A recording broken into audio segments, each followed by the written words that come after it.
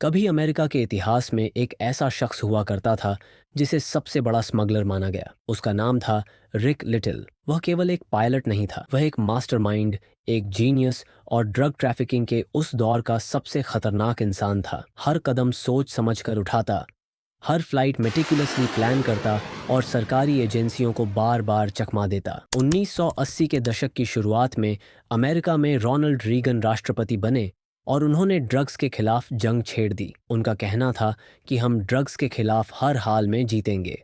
दूसरी तरफ Colombian cartels America में अपने माल पहुंचाने के हर जोखिम को स्वीकार करने को तैयार थे। इस समय में मेडेलिन कार्टेल ने साउथ अमेरिका से फ्लोरिडा और कैरिबियन तक अपने ड्रग रूट्स को एस्टैब्लिश कर लिया था। उनके निजी एयरपोर्ट्स और रनवे ऐसे थे कि हर घंटे एक प्लेन उतरा और गया। पाब्लो एस्कोबार, उस समय के सबसे प्रसिद्ध और खतरनाक ड्रग लॉर्ड्स में से एक, अपने पायलट्स का स्वागत किसी वीआईपी की तरह करता था। शराब, लड़कियां, सुरक्षा और लग्जरी का पूरा इंतजाम। ऐसे ही पायलट्स में से एक था रिक लिटिल। रिक का प्लेन घने जंगलों के बीच बने छुपे हुए रनवे पर उतरने में माहिर था, लेकिन कार्टेल कभी भी खुद खतरा नहीं उठाते। वे अमेरिकन पायलट्स को हायर करते थे जो न केवल स्किल्ड हों बल्कि तेज और भरोसेमंद भी हों। रिक लिटिल को बचपन से ही उड़ान का जुनून था। वह घंटों आसमान में उड़ते प्लेन्स को देखता और उनके फ्लाइट पैटर्न समझने की कोशिश करता।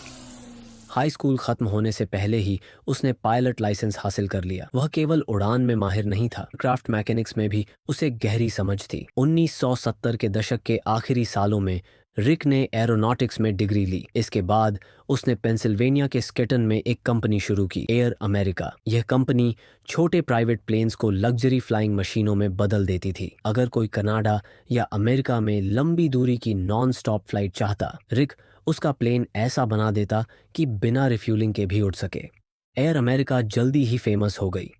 हर मैकेनिक, हर क्लाइंट रिक की तारीफ करता। वह अपने कर्मचारियों को अच्छी तनख्वाह देता, बोनस देता और कभी घटिया काम नहीं करता। वह समाज और पुलिस से दोस्ती करता, स्थानीय चैरिटी को दान देता और यहाँ तक कि राज्य के गवर्नर को भी अपने प्लेन में ऑफिशियल ट्रिप्स पर ले जाता। 1980 में आई मंदी ने रिक की लग्जरी फ्लाइट्स की दुनिया हिला दी। कॉरपोरेट क्लाइंट्स गायब हो गए और उनके जगह ऐसे लोग आए जो रिक से कह रहे थे, प्लेन को ऐसा बना दो कि इसमें कुछ छिपाया जा सके। एक दिन रिक के पास एक भरी हुई बैग आई, 3000 क्वाल्यूड्स। क्वाल्यूड्स एक हिप्नोटिक दवा, बाद में ड्रग अब्यूज के लिए कुख्यात हो गई। पैसों की तंगी में रिक ने पहली बार उस बैग से ड्रग्स बेचने की कोशिश की, लेकिन किस्मत ने धोखा दिया। वह आदमी अंडरकवर पुलिस निकला। रिक गिरफ्तार हुआ।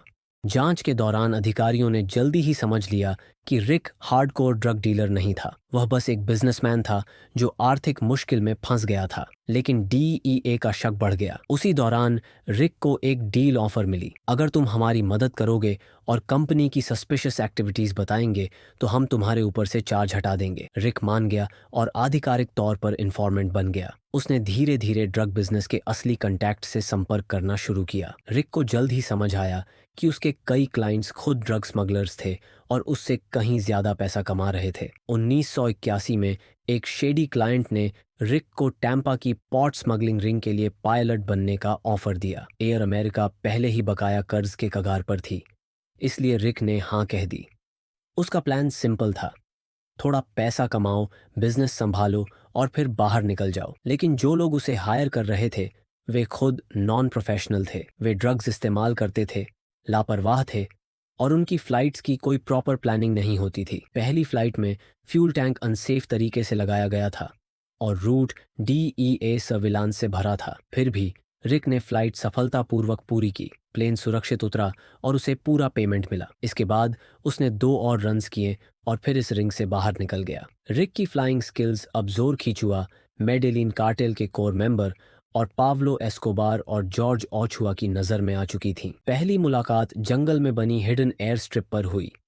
जॉर्ज और एस्कोबार ने कहा, तुम हमें माल पहुंचाओ, हम तुम्हें अमीर बना देंगे, लेकिन धोखा नहीं चलेगा। कार्टेल ने जंगल में पुराना रनवे बनवाया, सिर्फ ट्रस्टेड पायलट्स के लिए। रिक के सामने अब सबसे बड़ा चैलेंज था, पेंसिल्वेनिया से कोलंबिया तक 6000 मील का राउंड ट्रिप, बिना रेडार पर आए और बीच में बिना लैंड किए। रिक ने चुन लिया सीसना 310। आमतौर पर यह प्लेन केवल 900 मील उड़ सकता था, रिक ने उसे बदल दिया। फ्यूल कैपेसिटी 2000 गैलन से बढ़ाकर 6000 गैलन कर दी। एक्स्ट्रा फ्यूल को छिपाया रबर ब्लैडर्स में। सेंट्रल फ्यूल डिस्ट्रीब्यूशन सिस्टम बनाया ताकि फ्यूल बैलेंस मेंटेन रहे। विंग्स, व्हील स्ट्रट्स और इंजन को रीइंफोर्स किया। लीगल लूप होल्स समझकर मॉडिफिकेशंस को एफआई सर्टिफिकेट से लीगलाइज्ड कर दिया। अब उसका छोटा प्लेन एक फ्लाइंग फ्यूल टैंक बन चुका था। कॉकपिट में कस्टम रेडर सिस्टम लगा जो मौसम और गवर्नमेंट सर्वेलेंस डिटेक्ट करता था। रिक की पहली कार्टेल फ्लाइट 13 घंटे की थी। कोलंबियन स्मगलर्स ने उसके प्लेन को कोकोन से भर दिया। रनवे कच्ची और पेड़ों से भरी थी। प्लेन रिकमेंडेड वेट से 2000 पाउंड भारी था। रिक ने एक्सट्रीम स्किल दिखाई, वेव हॉपिंग टेक्निक अपनाई, एक 100 से 200 फीट अबव सी लेवल तूफान में उड़ान भरकर नेवी सर्वेलेंस प्लेन को चकमा दिया। रेडार के सामने लो एल्टीट्यूड, फिर अचानक 10,500 फीट तक उठकर खुद को डोमेस्टिक फ्लाइट की तरह दिखाया। कम्टर हॉक नाम से कंट्रोल टावर में रिपोर्ट किया। फिर भी 800 पाउंड कोकोन सुरक्षित पहुंचा और $1 मिलियन कमाए। रिक अब रेगुलर फ्लाइट्स पर रखा गया। उसने दूसरे पायलट्स हायर किए। कार्टेल की फ्लाइट्स मल्टी लेवल ऑपरेशंस में बदल गईं। वह मजाक में कहता, मैं कोकोन का फेडरल एक्सप्रेस हूँ। दुनिया में कहीं भी तुम मुझे टाइम बताओ, मैं 3 मिनट ऊपर नीचे पहुंच जाऊंगा। 4 फ्लाइट्स इतनी परफेक्ट हुई कि 5वीं पर कोलंबियंस ने रिक से कहा, रुक जाओ, अभी प्रोडक्ट ही नहीं बचा। 1984 में पुरानी टैम्पा स्मगलिंग रिंग कोलैप्स हुई। रिक समेत 15 लोगों पर केस दर्ज हुआ। वह फ्लोरिडा ट्रायल के लिए बुलाया गया। रिक ने डीईए ऑफिसर्स को मैनिपुलेट किया, खुद को भटका हुआ इंसान दिखाया। लेकिन पायलट जिम की गलती ने सब बदल दिया। जिम ने एक्सीडेंट में एक आदमी की मौत कर दी। जिम ने सारी जानकारी डीईए को दे दी और अब रिक पर क्रैकडाउन शुरू हुआ। रिक ने $30 करोड़ ऑफशोर अकाउंट्स में छुपाए और कैरिबियन आइलैंड पर भाग गया। 1986 में उसे गिरफ्तार किया गया। रिक ने कोऑपरेट किया। ऑडियो टेप्स में उसका कार्टेल को अलर्ट करने का एविडेंस मिला। उसकी पूरी टीम जेल गई। रिक को 8 साल 6 महीने की सजा हुई। जेल से बाहर आने के बाद रिक ने फ्लोरिडा में नया जीवन शुरू किया।